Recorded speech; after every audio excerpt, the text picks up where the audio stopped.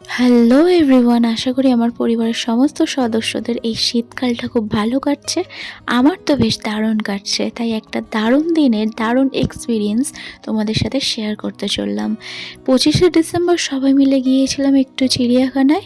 যারা পুরো বছরটা জুড়ে নিজের পরিবারকে সময় দেয় না, এই শীতকালটাই হলো আসল সময় নিজের পরিবারকে ঠিকঠাক সময় মতো সময় দেওয়া। তাই রনিও কি অন্যরকম গাফিলতি না করেই আমাদের দুইজনকে নিয়ে বেরিয়ে পড়লো চিড়িয়াখানায়। চিড়িয়াখানায় পৌঁছে দেখি সেখানে দারুণ ভিড়। এখন চিড়িয়াখানার মূল্য হচ্ছে মাথা পিছু 50 টাকা করে। অনলাইনের ব্যবস্থাও এখন চালু হয়ে গিয়েছে।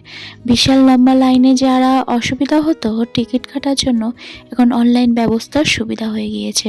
পশুগুলো মেতে উঠেছে আমাদের সাথে, বেশ মজা লাগছিল শিয়ালগুলোকে দেখে।